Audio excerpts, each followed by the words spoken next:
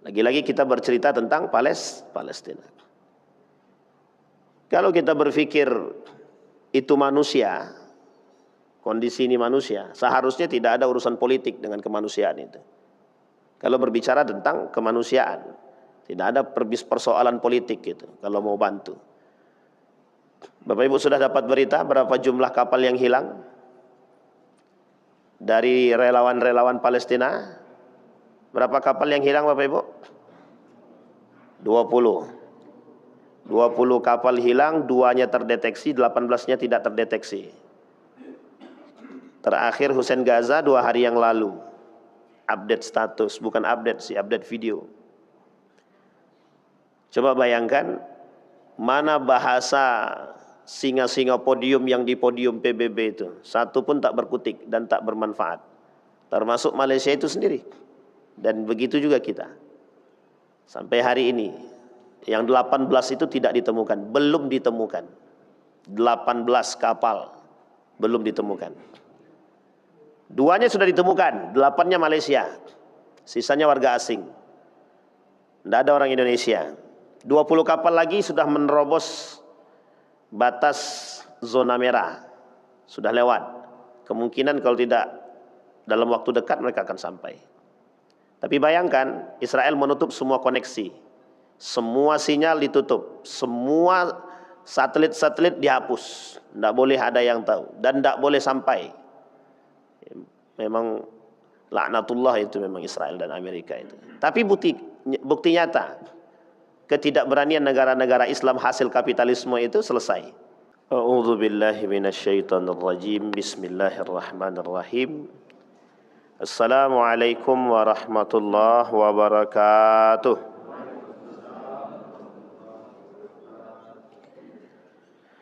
Alhamdulillahi Rabbil Alamin. Alhamdulillahilladzi arsala rasulahu bil huda wa dinil haq liyuzhirahu 'alad dini kullih wa kafa billahi syahida. Ashhadu an la ilaha illallah wahdahu la syarika lah wa ashhadu anna Muhammadan 'abduhu wa rasuluh la nabiyya ba'd. Allahumma salli wa sallim wa barik ala hadzal nabiyyil karim. Allahumma salli ala Muhammad wa ala ali Muhammad fil alamin innaka Hamidum Majid.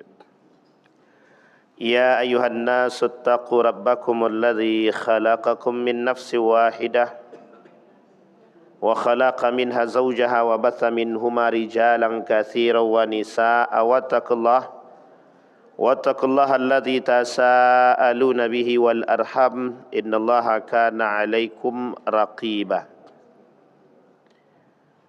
Puji syukur kehadirat Allah dengan mengucapkan Alhamdulillahi Rabbil Alamin.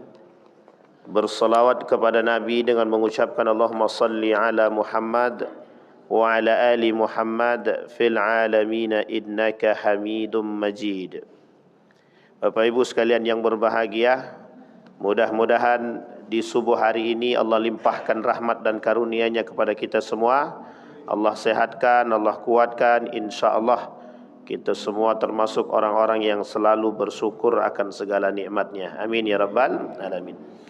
Baik Bapak Ibu sekalian yang berbahagia, bermunajat kepada Allah, senantiasa kita berdoa untuk kedua orang tua, baik yang telah mendahului ataupun yang masih hidup.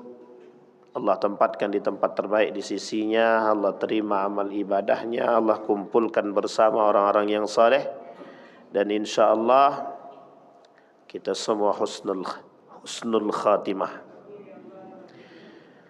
Di dalam Al-Quran Allah berkata, Allah berfirman, Ya ayuhan nas, inna khalaqnakum min dzakari wa unsa wa ja'alnakum syu'uban wa qabaila lita'arafu inna akramakum 'indallahi atqakum innallaha alimun khabir.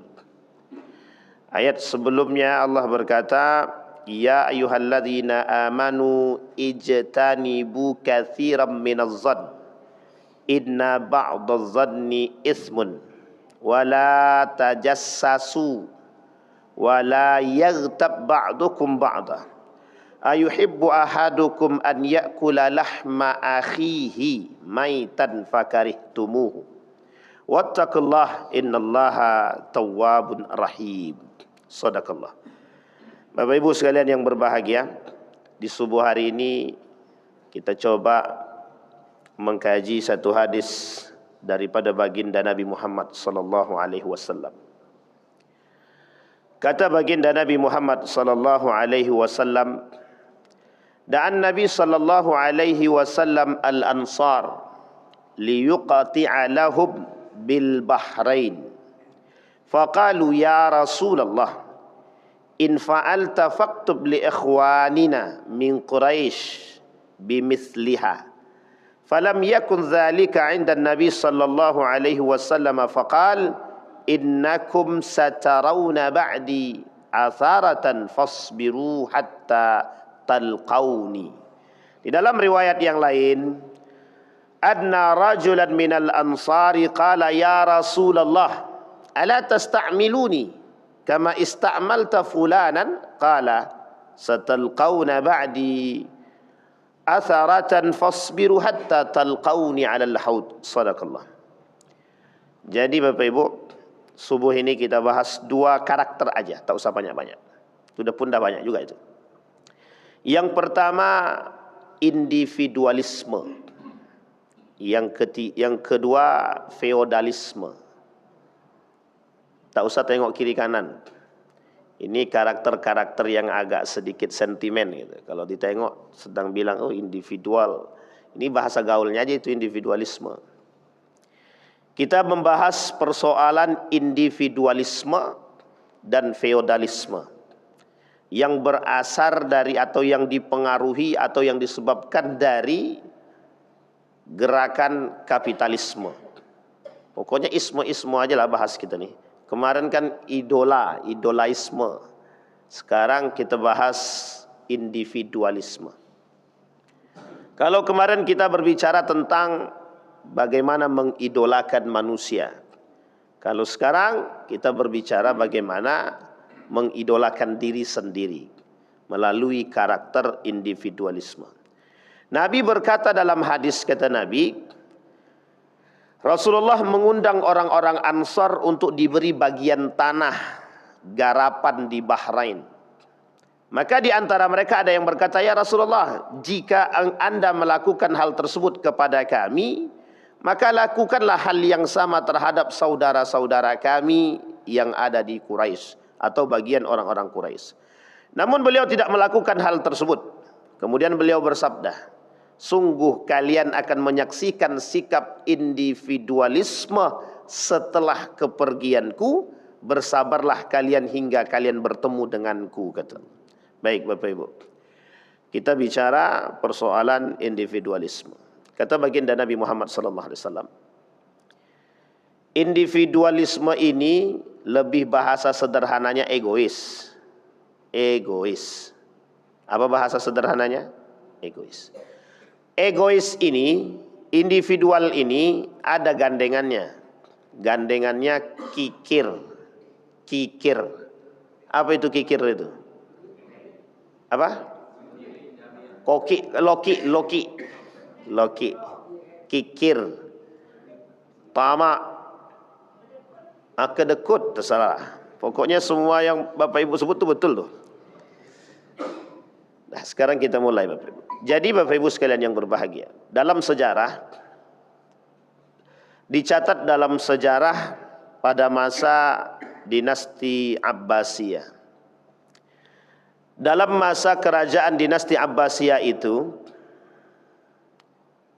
kalau kita berbicara tentang runtuhnya Andalusia misalkan, runtuhnya Abbasiyah, itu disebabkan karakter individual. Jadi ketika kepemimpinan yang terakhir daripada Abbasiyah itu, atau lebih tepatnya Marwan yang kedua. Jadi pada masa kepemimpinan yang terakhir ini, Abbasiyah itu ya hampir-hampir terakhir lah, karena yang terakhir itu sudah hancur banget, itu dikuasai oleh Mongol itu. Jadi karakter yang nampak ketika itu adalah karakter bagaimana memperkaya diri. Dan terkikisnya sifat perhatian antara satu dengan yang lain. Kalau bahasa kita ini acuh. Jadi ternyata kata Profesor Dr. Hamid Fahmi Zarkasi itu, karakter acuhnya manusia itu adalah karakter yang cukup berbahaya bagi pertumbuhan dan perkembangan. Termasuk bagi pertumbuhan Islam itu sendiri. Apa maksudnya? Beliau berbicara begini. Jadi ketika manusia ini berada dalam kepentingan pribadi, yang kepentingan itu menjadi satu hal yang paling diutamakan, maka dia tak akan berpikir akan kepentingan orang lain. Ini kalau bahasa kami SD dulu, pilih mana, mendahulukan mana, kepentingan pribadi atau kepentingan umum, kan begitu. Itu waktu kami sekolah dulu. Kata guru kami, kepentingan bersama dulu, baru kepentingan pribadi. Ini yang ditekankan dulu waktu kami SD dulu. Masih ingat sekali saya. Kata beliau, lebih dahulukan kepentingan bersama atau umum daripada pribadi. Mengapa itu yang ditekankan? Ternyata baru pahamnya sekarang. Kalau bahasa lainnya, manusia itu adalah makhluk sosial, kan begitu. Manusia adalah makhluk sosial. Ini tertulis dalam Pancasila itu. Sila keberapa ini Bapak Ibu? Kemanusiaan. Yang nomor berapa? Nomor pertama Pancasila yang pertama ketuhanan.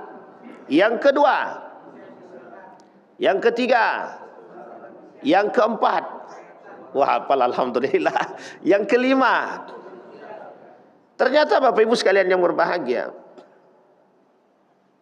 kalau kita lihat Pancasila dari 1 sampai 5, manusia sekarang nih, manusia yang sekarang itu hampir dikatakan tidak ada yang Pancasilais itu. Tak ada yang Pancasilais itu.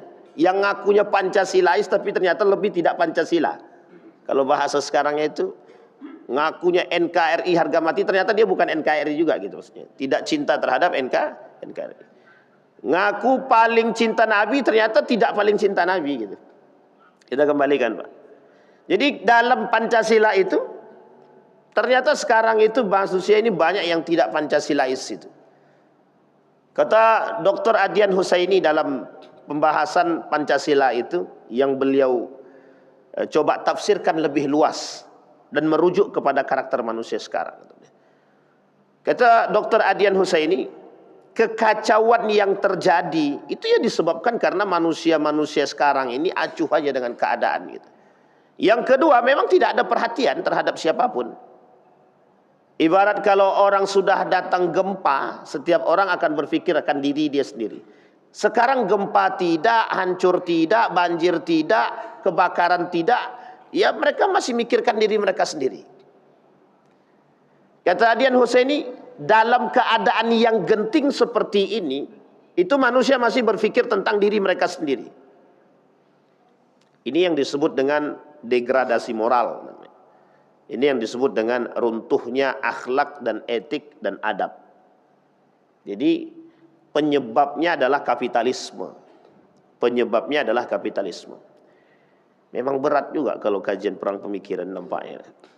Jadi begini Bapak Ibu. Jadi dampak daripada penjajahan yang dilakukan terhadap kita, kolonialisme dan kapitalisme itu ternyata memang dampaknya adalah individualisme.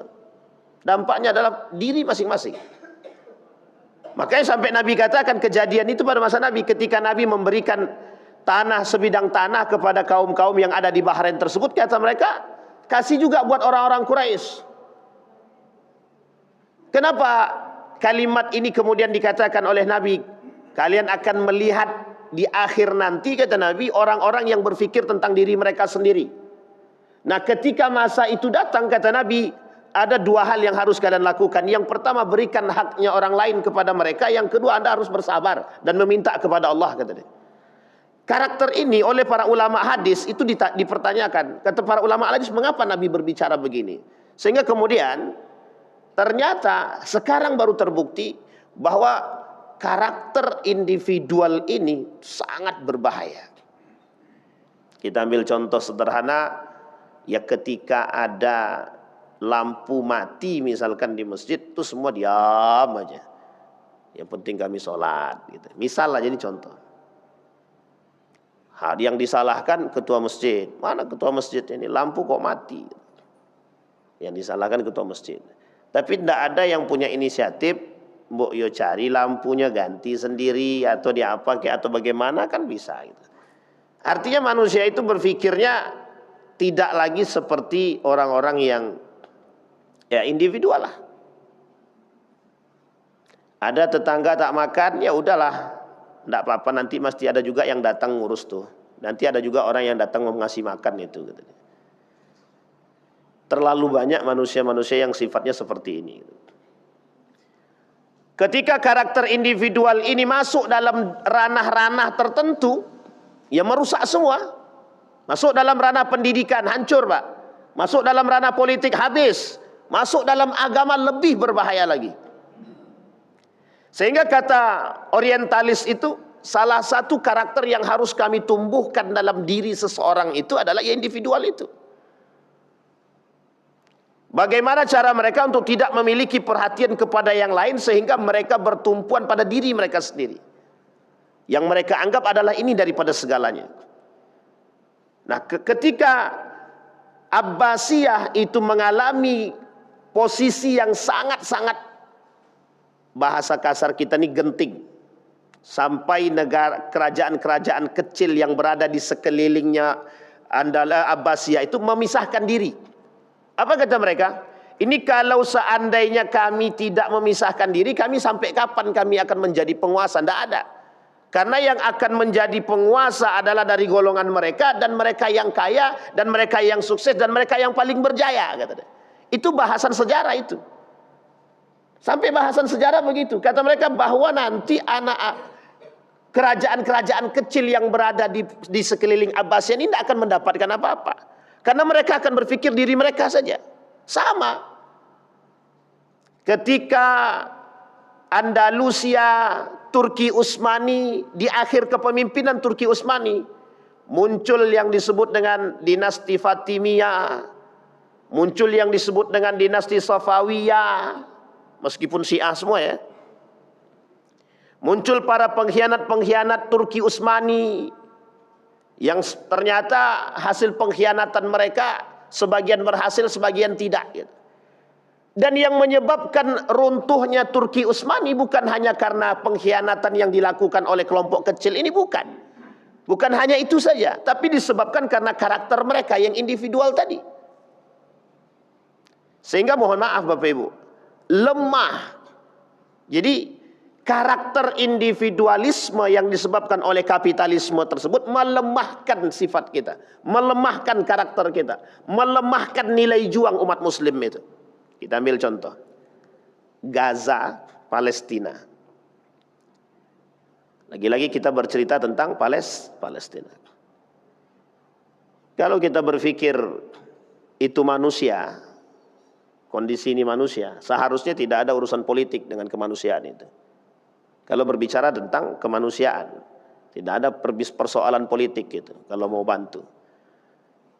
Bapak Ibu sudah dapat berita berapa jumlah kapal yang hilang dari relawan-relawan Palestina? Berapa kapal yang hilang Bapak Ibu? 20 kapal hilang, 2-nya terdeteksi, 18-nya tidak terdeteksi. Terakhir Hussein Gaza 2 hari yang lalu update status, bukan update sih, update video. Coba bayangkan, mana bahasa singa-singa podium yang di podium PBB itu, satu pun tak berkutik dan tak bermanfaat. Termasuk Malaysia itu sendiri. Dan begitu juga kita. Sampai hari ini, yang 18 itu tidak ditemukan, belum ditemukan. 18 kapal belum ditemukan. 2-nya sudah ditemukan, 8-nya Malaysia, sisanya warga asing. Tidak ada orang Indonesia. 20 kapal lagi sudah menerobos batas zona merah, sudah lewat. Kemungkinan kalau tidak dalam waktu dekat mereka akan sampai. Tapi bayangkan, Israel menutup semua koneksi, semua sinyal ditutup, semua satelit-satelit dihapus, tidak boleh ada yang tahu dan tidak boleh sampai. Memang laknatullah itu memang Israel dan Amerika itu. Tapi bukti nyata ketidakberanian negara-negara Islam hasil kapitalisme itu selesai. Dan hari ini terbukti. Mana janji mereka yang mau mengawal 40 kapal relawan itu. Sampai hari ini tidak satu pun yang mengawal.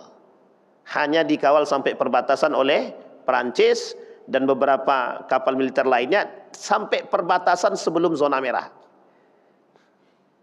Dan sekarang mereka mengarahkan semua bantuan melalui jalur checkingnya Israel. Wajib lewat situ.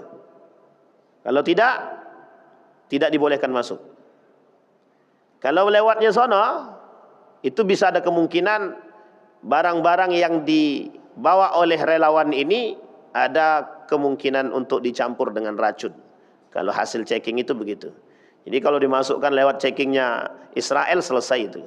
Itu yang kita khawatirkan. Dan karakter itu nampak. Dampak daripada kapitalisme secara global itu tidak bisa berbicara dalam urusan kemanusiaan seperti ini. Akhirnya kemana? Dan paling sederhana kita di Indonesia ini. Kemarin kami lihat sambil jalan itu. Kita masih lihat KFC masih banyak yang isinya. Pizza masih banyak yang beli. Starbucks masih banyak yang minum. Itu kaum munafik betul itu.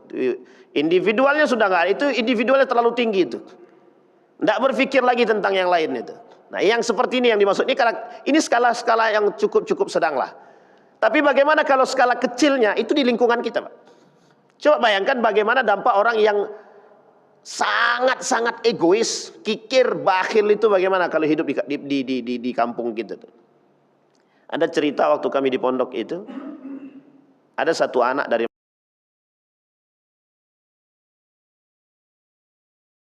jadi di dalam satu kamar tuh 25 orang. Satu kamar 25. Itu ada satu orang anak itu yang dapat kiriman jajan dari orang tuanya. Tahu Bapak Ibu bagaimana cara dia makan? Dibukanya lemarinya, dimasukkan kepalanya, dia makan di situ. Makannya di dalam, kepalanya dibuka, dimakan di dalam sendiri. Setelah selesai ditutupnya lagi. Begitu terus. Padahal di sekelilingnya ada orang. Kita ada di situ. Jadi cara dia makan begitu. Tahu Bapak Ibu apa yang dilakukan oleh anak-anak dalam satu kamar itu? Kami angkat lemari itu, kami lempar ke bawah. Kebetulan lantai 3 kami. Kami lempar ke bawah, hancur Pak. Karena emosi kawan-kawan yang lain. Coba bayangkan. Itu dampak daripada kekikiran. Itu sederhana Pak, sederhana. Sederhana. Dampak daripada kekikiran. Dampak daripada berpikir tentang diri sendiri. Ada orang, kalau dalam bahasan organisasi, Anda hanya berpikir dengan diri Anda sendiri, maka Anda akan hidup organisasi. Tak akan hidup. Atau mungkin Anda yang tersingkirkan. Ada dua kemungkinan. Anda yang tersingkirkan atau yang lain yang memisahkan diri. Karena orang-orang yang memiliki karakter individual ini, ya karakter-karakter yang menghancurkan, merusak hubungan, yang merusak hubungan. Kita bekerja, dia hanya duduk, makan, minum. Mesti tidak ada yang mau. Dalam satu kelompok 10 orang, satunya kerjanya makan, minum, tidur. Yang lain kerja. Makanya istilah dalam pramuka itu kan kerjasama itu. Nah, tapi dia nggak mau. Nah ini dampak Pak. Ini skala kecil. Nah sekarang kita lihat bagaimana dampak daripada perbuatan individualisme yang ada dalam diri umat muslim itu. Hari ini terbukti lemahnya Islam itu disebabkan karena individual itu sendiri. Setiap orang di antara muslim memikirkan diri mereka sendiri, tidak berpikir tentang yang lain. Data zakat itu jelas. Ternyata umat muslim di Indonesia ini masih banyak yang tidak mau bayar zakat. Nanyakan sama Bang Endar. Bang Endar di Basnas Kabupaten Kota Pekanbaru. Berapa banyak yang nggak bayar zakat dari muslim Bang Endar? Lebih banyak yang nggak bayar. Coba Kota Pekanbaru dengan muslim yang cukup tinggi tingkat keislamannya, ternyata banyak yang tidak bayar zakat. Itu muslim, Pak. Dan Bapak Ibu boleh cek apa alasan mereka tidak bayar zakat. Alasan pertama, kami kan bayar zakat kalau seandainya harta kami sudah sampai. Tapi setelah kami kurangi dengan hutang dan kewajiban, ternyata kami tidak wajib zakat. Dan yang seperti ini, berpikir seperti ini, itu adalah orang-orang kaya. Orang-orang kaya. Yang kedua, memang tidak mau bayar zakat. Kata-kata mereka kan Fir'aun baru gitu. Qarun gaya baru. Kenapa Qarun gaya baru? Karena kami mencari hasil kerja kami, masa kami sedekahkan buat orang lain gitu. Punya kami aja nggak cukup, apalagi untuk orang lain. Yang ketiga, itu dampak daripada perbuatan kapitalisme. Yang mereka nggak mau berzakat itu. Yang keempat, alasan lainnya adalah mungkin aksesnya tidak ditemukan, susah membayarnya, apalagi harus pakai online dan lain sebagainya. Itu sebenarnya alasan-alasan yang klasik aja. Tapi kenapa mereka tidak mau bayar zakat? Itu kan poin sederhana kita. Mengapa banyak orang-orang yang kemudian mengemis? Itu menjadi alasan sosial. Mengapa banyak orang mengemis? Ya karena bahasa lainnya adalah satu. Kata orang yang sudah selesai mengemis, hasil ngemis aku hari ini lebih banyak daripada gaji sebulan. Hasil mengemis satu hari lebih banyak daripada gaji sebulan. Dan ini Bapak Ibu, landasan pertama mengapa ada namanya orang yang mengumpulkan para pengemis. Ini pernah saya temukan di Sidoarjo. Seorang bapak-bapak kaya, rumah tingkat 3, mobilnya mewah-mewah, 5 mobilnya. Itu dilaporkan ke dinas sosial waktu itu. Tahu Bapak Ibu berapa jumlah anak pengemis yang dia tampung? Ada 100 lebih. Dan pendapatan dari hasil ngemis tersebut dibuat untuk memperkaya diri. Yang anak-anak tetap ngemis, pulang sekolah wajib ngemis. Coba bayangkan. Dan di Yogyakarta juga ada itu. Ada tempat penampungan anak-anak yang pengemis, yang tidak sekolah, dikumpulkan dalam satu tempat. Hasil daripada pendapatan mereka dibangun usaha kemandirian. Ternyata usaha kemandiriannya digunakan untuk pribadi dia. Akhirnya digusur sama masyarakat satu kampung. Digusur. Karena tidak ada manfaat kita masyarakat. Coba bayangkan. Dan itu terjadi, Pak. Terjadi. Nah, mengapa ada orang mengemis? Kalau kita kembalikan kepada konteks yang sesungguhnya, mengapa ada sampai orang harus mengemis? Karena tidak bisa makan. Mengapa orang sampai mencuri? Karena nggak bisa makan. Berarti kalau konteksnya hal tersebut, berarti kemana tetangganya, kemana saudaranya? Kata Yusuf Al-Qardawi, dalam kitab tentang zakat itu, kata Yusuf Al-Qardawi itu, ada 6 hal yang bisa mengentaskan kemiskinan. Satu di antara 6 poin tersebut adalah keluarga. Orang yang paling bisa mengentaskan kemiskinan keluarga. Sekarang Bapak Ibu sudah cek belum keluarga Bapak Ibu? Siapa yang tidak makan besok? Siapa yang tidak makan hari ini? Siapa yang tidak mampu, yang anak yang nggak sekolah? Dan perhatikan, rata-rata di antara keluarga-keluarga kita yang tidak mampu itu kemana kita arahkan? Siapa yang memberikan perhatian? Harusnya keluarga. Harusnya keluarga. Tapi kemana? Inilah karakter individual tadi Bapak Ibu. Dan dampaknya besar. Bukan kecil, besar. Nah, akhirnya yang terjadi adalah kita sebagai orang yang mengaku beriman harus mengembalikan nilai-nilai tersebut. Maka kata Profesor Dr. Hamid Fahmi Zarkasi itu, runtuhnya peradaban Islam itu disebabkan karakter umat muslim itu sendiri. Kenapa demikian? Karena pendidikan kita tidak lagi mengarah kepada sosial. Karena pendidikan kita itu mengarahkan kita kepada individual, diasarkan daripada kapitalisme tadi. Nah sekarang kata Dr. Hamid Fahmi Zarkasi itu, kapitalisme sekarang bukan pada ekonomi saja, tapi pada pendidikan. Itu yang kemudian terjadi. Maka Bapak Ibu, ada bahasa yang mohon maaf, yang bahasa seperti ini perlu kita sampaikan dan merusak, karena bahasa seperti ini mesti merusak.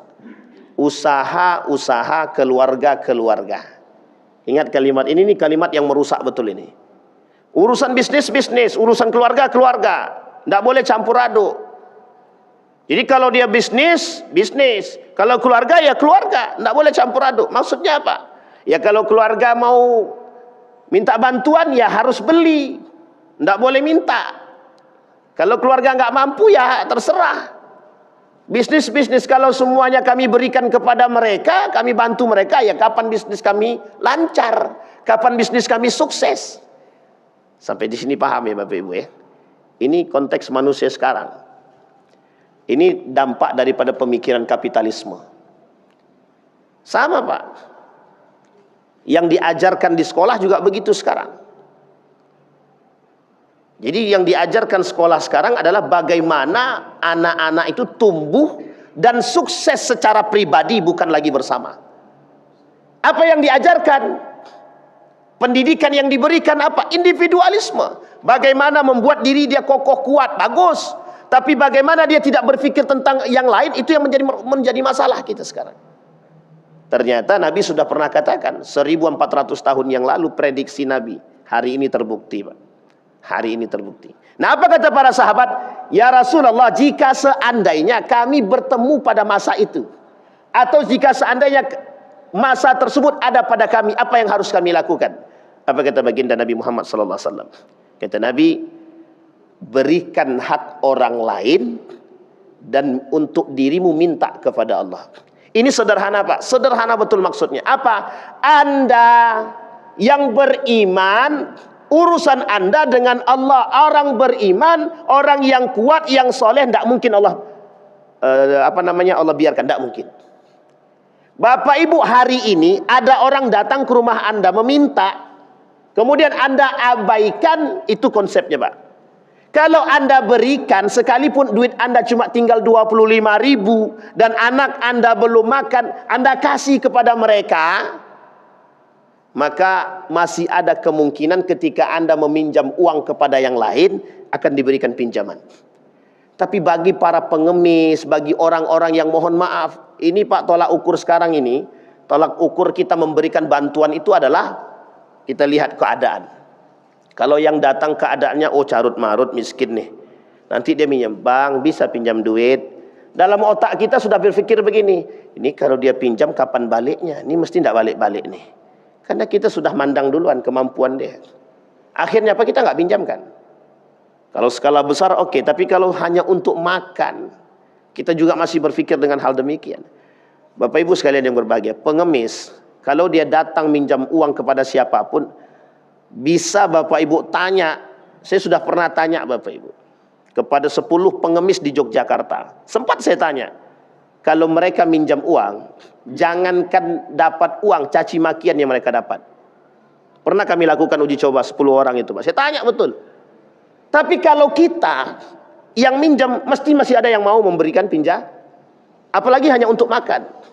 Artinya Bapak Ibu, kalau Bapak Ibu berikan 25.000 yang sederhana ini, dia bisa makan. Dan Bapak Ibu kalaupun tidak punya uang masih bisa minjam. Dan orang masih mau pinjam. Tapi coba pengemis tadi, tidak ada yang mau pinjam Pak, tidak ada yang mau kasih pinjam, dengan alasan kondisi. Ini kan sederhana Pak, sangat sederhana sekali. Tapi mengapa? Itu yang kemudian menjadi sebab runtuhnya karakter umat muslim di akhir zaman itu. Maka kata Nabi, berikan haknya mereka, dan untuk dirimu mintalah kepada Allah. Mintalah kepada Allah. Itu bahasa Nabi. Kemudian kata Nabi kepada para sahabat, apa yang akan kami lakukan terus? Kata Nabi, fasbiru, bersabarlah. Nah, sekarang Bapak Ibu kita lihat kondisi individualisme ini dalam skala yang lebih besar. Sekarang saya tanya, orang mau bantu kita mesti ada kepentingan. Kalau sekarang bahasanya begitu, jarang kita temukan orang sekarang itu membantu tanpa ada kepentingan. Kau kemarin milih aku, iya Pak, milih. Oh ya, sini aku bantu. Kemarin kau pilih siapa? Gubernurnya. Oh, gubernurnya nomor 5 Pak. Ah, tak usah. Jadi sekarang itu membantu sesuai dengan pilihan. Kalau dipilih dibantu, kalau tidak dipilih ya sudah, tidak usah dibantu. Ini karakter manusia sekarang. Jadi kita ini lemah, tidak bersatu. Sampai hari ini kan dampak daripada pemilihan gubernur kemarin sampai sekarang masih terasa. Yang bertikai-bertikai juga, yang berkelahi juga. Coba bayangkan, Pak. Kapitalisme semua itu penyebabnya. Kalau bahasa lainnya, manusia yang sudah dipengaruhi oleh dunia, kata Nabi. Kan sederhana bahasa Nabi. Cuma sederhana bahasa Nabi ini menunjukkan yang terjadi hari ini 1400 tahun yang lalu. Baik. Kemudian apa kata baginda Nabi? Fa inna min waraikum ayyamus sabr fihi mislu qabdin 'alal jamri lil 'amil fihi mislu ajri 50 rajulan ya'maluna misla 'amalihi wa zadani ghairuhu. Qala ya Rasulullah, ajru 50 minhum. Qala ajru 50 minkum. Sesungguhnya di belakang kalian, kata Nabi, di belakang kalian kelak akan ada masa-masa yang menuntut kesabaran ekstra. Orang yang bersabar di atas ajaran agama Islam pada masa itu bagaikan orang yang menggenggam bara api.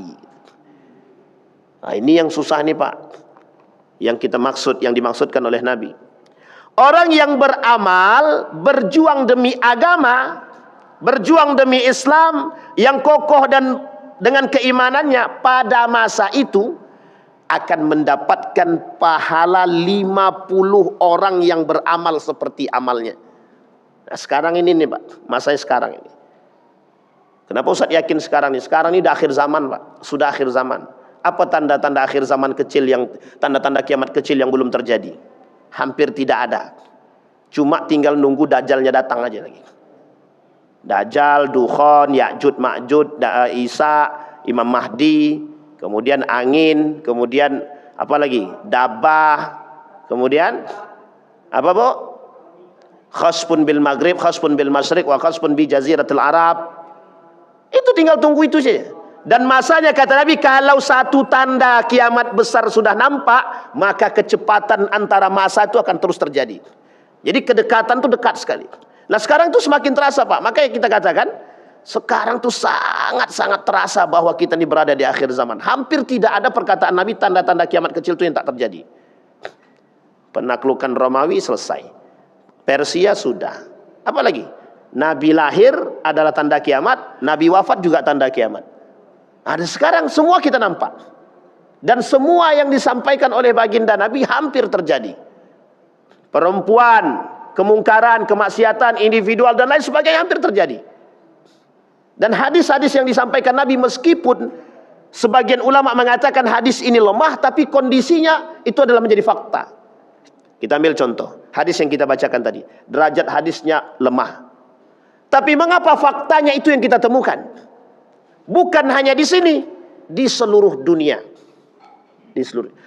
Paling Bapak Ibu mau lihat karakter individual paling besar di Eropa. Lihatlah di Eropa itu. Sekarang berbeda. Agak sedikit mulai nampak sistem sosial, semangat sosial daripada orang-orang yang ada di Eropa. Kalau dulu Bapak Ibu, subhanallah, lolo gua-gua. Nah kalau mau lihat karakter seperti ini, datang ke Jakarta. Datang ke Jakarta. Mau mati ente matilah. Silahkan. Lolo gua-gua, ibadahmu, ibadahmu, ibadahku, ibadahku gitu. Ini bahasa sebegitu, Pak. Sampai sebegitunya tingkat individualisme manusia sekarang itu. Maka kata baginda Nabi, orang yang hidup di zaman yang serba dengan kejahiliahan modern ini, itu mereka harus banyak-banyak kesabaran. Nah, contohnya sekarang ini, kita harus banyak-banyak sabar.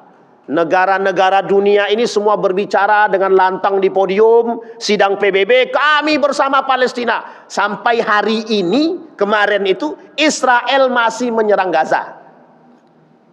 Dan tidak ada satupun yang berkutik. Kecuali Iran, Yaman. Yaman tidak punya kekuatan lebih, Pak.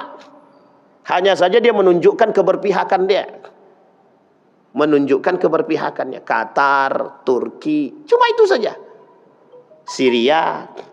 Selain daripada itu, semua omon-omon saja. Cuma omongan saja.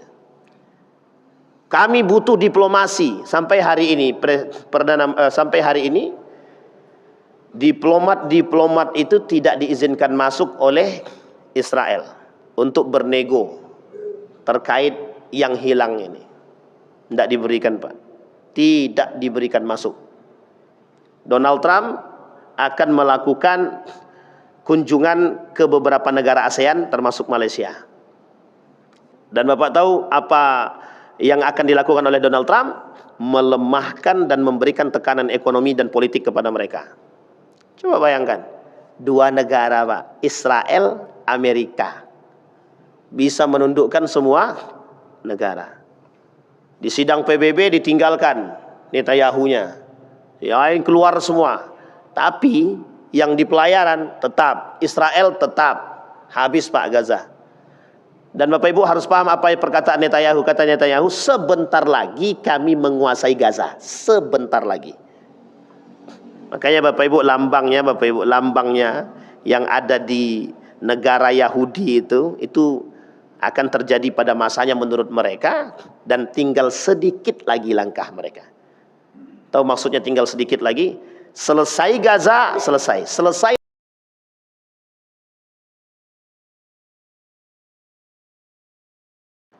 Dan Yahudi adalah manusia yang paling atau kelompok yang paling bengis di muka bumi ini. Dari dulu sampai hari ini. Dan mereka akan memakan siapapun termasuk diri mereka dan saudara mereka sendiri.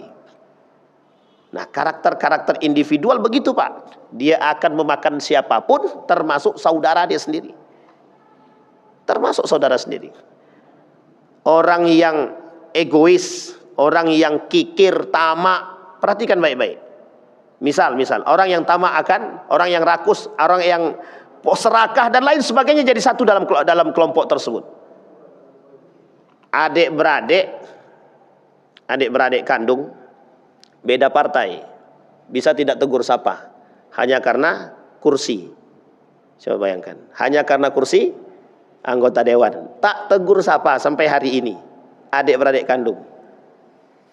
Maka Bapak Ibu, ini masalah bagi kita. Nggak usah jauh-jauh, itu di rumah itu, Pak. Dalam lingkungan kita sendiri. Bagaimana kalau seandainya setiap orang di antara kita ini berpotensi melakukan perbuatan demikian. Dan Bapak Ibu bayangkan, setiap orang di antara kita punya karakter yang tamak, punya karakter yang pelit, punya karakter yang bakhil, rakus. Kalau mau lihat sederhana saja, Pak. Tengoklah ketika dalam kita makan bersama, itu akan kelihatan karakter-karakter rakus, tamak, itu akan kelihatan itu. Nah, apa yang terjadi? Habis, Pak. Ya begitulah karakter individualisme itu, Pak. Sangat sedih kita dibuatnya. Baik, sekarang yang kedua, feodalisme. Nah, karakter feodalisme ini juga disampaikan oleh baginda Nabi Muhammad SAW. Persoalan feodalisme di dalam Al-Quran, Allah sebutkan dalam surat Al-Hujurat ayat 13 tadi. Ya ayuhan nas, inna khalaqnakum min dzakari wa untha wa ja'alnakum syu'uban wa qabaila lita'arafu. Inna akramakum 'indallahi atqakum, innallaha 'alimun khabir.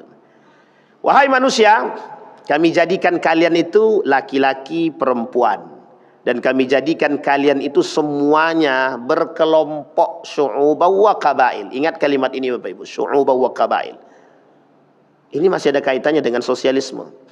Kaitan-kaitan dengan kesosialan.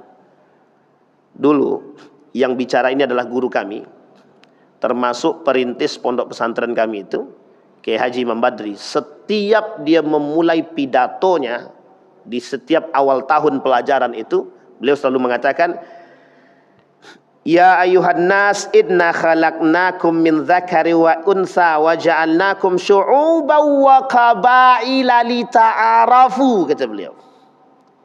Kami jadikan kalian kabilah-kabilah, kelompok-kelompok, lita'arafu, untuk saling mengenal antara satu dengan yang lain. Sekarang kita terjemahkan makna lita'arafu, mengenal. Sekarang kita pahami Pak, dengan bahasa agama. Apa maksud daripada lita'arafu?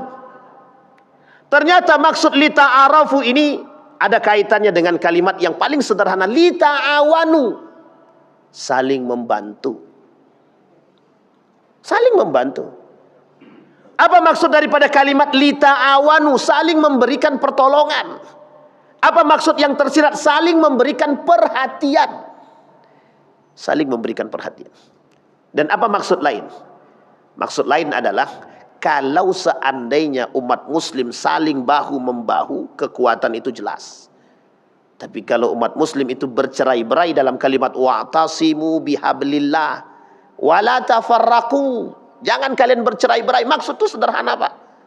Bercerai-berainya umat muslim hari ini disebabkan karakter-karakter yang tadi kita sampaikan, dan menjadi lemahnya umat muslim. Perpecahan. Dampak yang paling besar perpecahan. Tidak usah jauh-jauh Pak. Satu masjid dengan masjid yang lain tak bertegur sapa hanya karena beda pemahaman. Sederhana Pak. Agama satu, Tuhan satu, Nabi sama, bisa tidak tegur sapa hanya karena beda mana turun, kepala dulu atau kaki? Kalau kepala dulu dan kaki dulu kan lain Mbak. Antara tangan dulu dengan lutut dulu. Hanya karena beda tangan dan lutut yang turun duluan, suami istri bisa cerai. Coba bayangkan. Itu kan sederhana Pak. Maka kalimatnya lita'arafu tidak bisa dimaknakan begitu sederhana, tidak bisa Pak. Saling memahami. Saling memahami, saling menasehati, saling memberikan maklumat. Kita paham keadaan mereka, mereka harus paham keadaan kita. Saling memahami Pak. Makanya kalimatnya wasbiru, kata Nabi, bersabarlah. Perbedaan yang sifatnya tidak terlalu membahayakan kita, yang berdampak pada perpecahan. Kalau tidak muncul namanya masjid dirar Ustaz. Iya betul juga. Kalau tidak muncul namanya masjid dirar. Tahu kan Bapak Ibu sejarah masjid dirar ya? Itu masjid dirar ya begitu sejarahnya. Nah sekarang ada. Jadi bukan hanya rakus, bukan hanya persoalan politik aja sekarang, tapi juga persoalan agama. Individualnya bukan hanya urusan politik saja, ekonomi saja, tapi juga sudah merambah kepada urusan agama. Masjid ini masjidnya Muhammadiyah, ini masjidnya NU, ini masjidnya itu persis seperti Salafi. Setiap orang diantaranya punya masjid masing-masing. Udah masuk aja masjid kalian, tak usah masuk masjid orang lain. Coba bayang, sampai masjid pun sudah diatur begitu sekarang. Ini masjid kelompok A, ini masjid kelompok B. Akhirnya yang terjadi apa? Berkelahi, masjid kosong. Yang terjadi apa? Perpecahan. Yang terjadi apa? Umat muslimnya lemah. Yang terjadi apa? Kita digerogoti orang. Yang terjadi apa? Kebahagiaan bagi orang-orang yang tidak suka dengan Islam. Inilah yang disampaikan oleh orientalis tadi. Kebahagiaan kami adalah ketika membuat umat muslim itu terpecah belah. Selesai Pak. Sampai di situ. Dampaknya sederhana. Karakter yang ditimbulkan oleh orientalis tadi adalah karakter yang ditimbulkan oleh kapitalisme adalah karakter yang mereka timbulkan dari perang pemikiran tersebut satu saja, individualisme. Dan dampaknya besar. Bukti nyata hari ini. Pendidikan rusak, udah yang penting kami jalan. Yang penting gaji kami cair. Yang penting kami ini. Pendidikan kita sudah rusak, kita masih berpikir tentang. Paham Bapak Ibu ya? Bisa dipahami Bapak Ibu. Baik. Nah, sekarang kita masuk poin daripada feodalisme. Nah, apa yang disebut dengan feodalisme? Yang disebut dengan feodalisme adalah prinsip-prinsip yang menyebutkan atau bertentangan dengan sistem-sistem yang diberikan atau yang ditingkatkan atau yang ditumbuhkan oleh nilai-nilai Al-Quran yang bertolak belakang daripada pemahaman yang benar. Ini Bapak Ibu, poin-poin feodalisme ini harus kita pahami. Feodalisme ini sekarang sedang berada di dalam tubuh kita, di dalam tubuhnya umat muslim itu sendiri. Nah sekarang wajah feodalisme di dalam Islam itu seperti apa? Wajah feodalisme dalam Islam itu tertuang dalam kelompok-kelompok muslim yang munafik. Feodalisme ini tertuang dalam kelompok-kelompok muslim yang munafik. Apa itu munafik itu? Sudah kita bahas, Pak. Sudah 30 tanda kaum munafik itu sudah kita bahas. Dan semua itu Bapak Ibu berada dalam satu naungan feodalisme. Kalau kita bicara pengkhianatan, dulu saya pernah cerita di sini, ada salah satu, kita tidak berbicara kealiman dia ya, kita berbicara tentang pengkhianatan. Dulu di Jakarta itu, perkumpulan para alim itu pernah dibocorkan oleh seorang alim yang lain kepada Belanda. Dan itu tertulis. Ada seorang orientalis namanya Karel Stenbrink menuliskan dalam buku dia tentang bagaimana dulu ada seorang alim di Jakarta itu yang membocorkan perkumpulan para alim-alim ulama itu untuk kemerdekaan Republik Indonesia dan dibombardir oleh Belanda.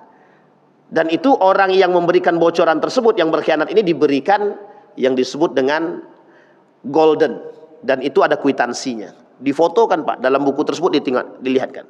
Jadi ketika ada yang protes, mereka bisa kasih bukti bahwa beliaulah yang orang yang memberikan informasi, dan itu terjadi ternyata Pak. Nah, ini poin-poin pengkhianatan. Jadi waktu itu Karel Stenbrink bercerita, dan ini diterjemahkan oleh salah seorang dai atau ulama yang ada di Riau ini. Beliau menuliskan, menerjemahkan ke dalam bahasa Indonesia. Salah satunya dosen UIN itu. Dia dosen UIN dulu.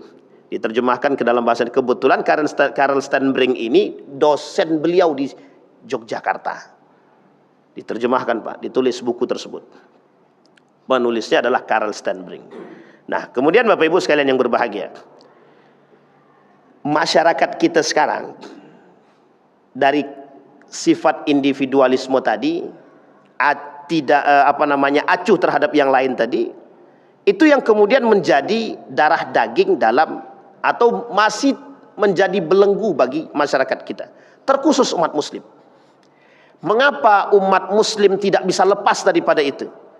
Mengapa umat muslim masih bersandar pada hal tersebut? Ada banyak faktor. Kalau kita kembalikan kepada pemahaman Yusuf Al-Qaradawi, faktornya adalah satu, pemimpin.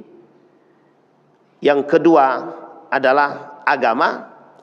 Yang ketiga adalah tokoh. Yang keempat yang paling penting Pak, nilai.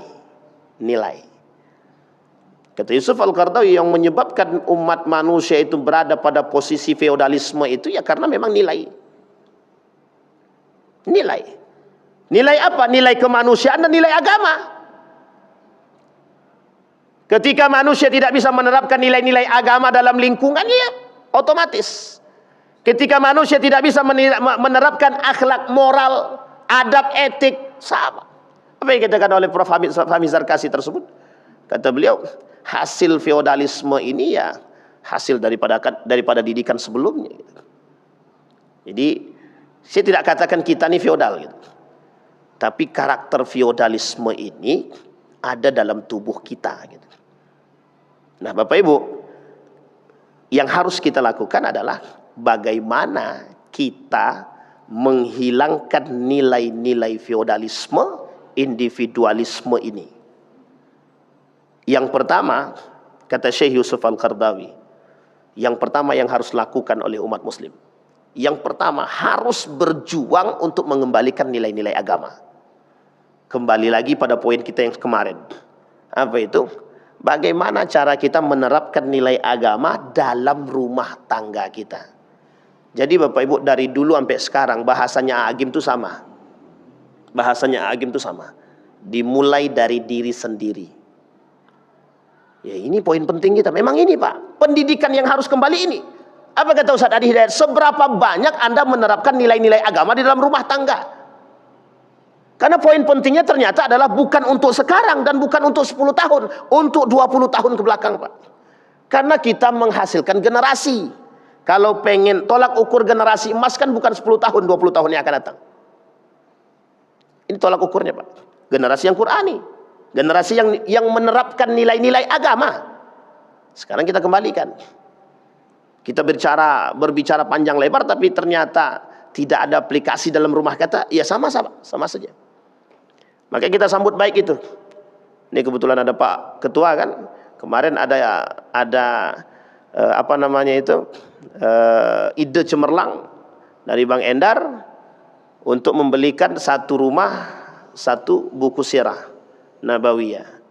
Bukan hanya untuk dibeli, tapi kalau bisa ya harus kita terapkan karakter-karakter itu di dalam rumah gitu.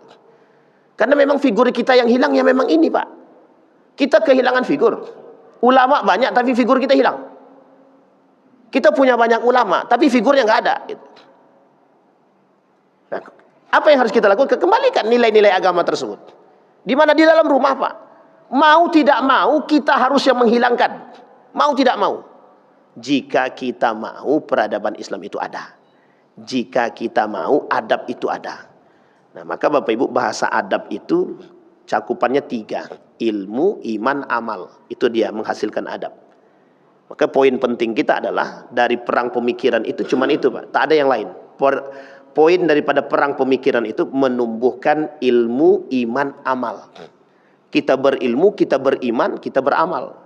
Aplikasi. Nah dimulai dari mana? Rumah kita sendiri. Karena hari ini semuanya struktural Pak. Semua sudah. Bapak Ibu mau lihat di mana-mana Syiah sudah masuk. Di mana-mana PKI sudah masuk. Apa yang tak masuk sekarang?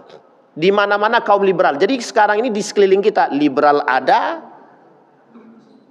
komunis ada, Syiah apa tak lagi. Uniknya sekarang muncul pula aliran-aliran sesat yang aneh-aneh itu. Nah sekarang kita berada pada posisi yang seperti apa? Apakah bersama 4 orangnya atau kita berada sendiri? Masalahnya kita abu-abu juga. Berkelahi dengan sesama. Di mana kita bisa kuat? Tidak ada Pak. Nah, di sini poin penting kita. Jadi kita harus tumbuhkan kembali. Setidaknya Bapak Ibu mohon maaf, aplikasi yang disampaikan oleh beliau, saya mengutip dari perkataan Ustaz Adi Hidayat itu, setidaknya di rumah Anda ada Al-Quran. Itu setidaknya kata beliau. Nah apa maksud beliau itu? Setidaknya di rumah Anda ada anak, ada orang yang paham akan Al-Quran. Sehingga mengaplikasikan nilai-nilai itu mudah. Imam Al-Ghazali sebelum dia wafat itu sama Pak. Bagaimana memberikan satu sistem yang baik dalam pendidikan rumah tangga. Imam Al-Ghazali muridnya sudah selesai. Muridnya sudah selesai, sudah keluar semua. Apa yang dilakukan oleh Imam Al-Ghazali? Ditulis buku, judul bukunya Ayyuhal Walad.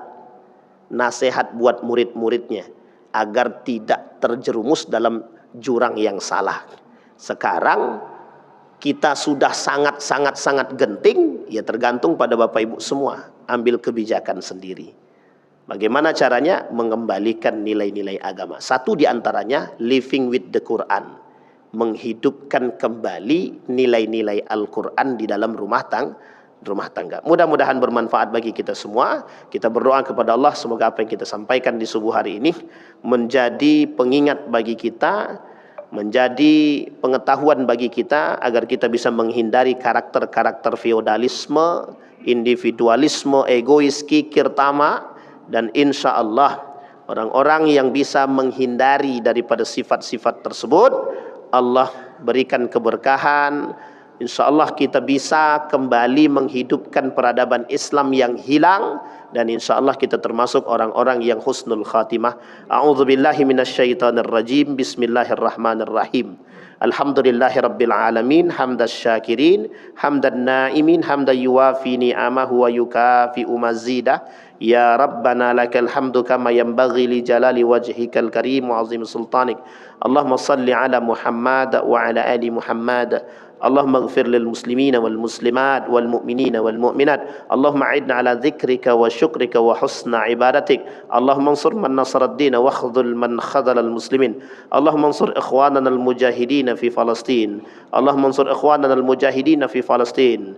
Allahumma ansur ikhwanana al-mujahidin fi Palestin wa fi Gaza wa fi kulli makan. Allahumma dammiril yahud. Allahumma ahlikil kafarata wal mubtadi'ata wal musyrikina a'da'aka a'da'ad din. Allahumma ya Rahman aslimhum ya zal jalali wal ikram. اللهم اغفر لنا ذنوبنا وكفر عنا سيئاتنا وتوفنا مع الأبرار اللهم اغفر لنا ذنوبنا وذنوب والدينا وارحمهما كما ربيانا صغارا ربنا ظلمنا أنفسنا وإن لم تغفر لنا وترحمنا لنكونن من الخاسرين اللهم اغفر لهم وارحمهم وعافيهم واعف عنهم وأكرم نزولهم ووسع مدخلهم واجعل الجنة مثواهم اللهم اجعل أهلنا من أهل القرآن واجعل أهلتنا من أهل القرآن الذين نحن خاصتك وأهلك يا أرحم الراحمين ربنا آتنا في الدنيا حسنة وفي الآخرة حسنة وقنا عذاب النار والحمد لله رب العالمين السلام عليكم ورحمة الله وبركاته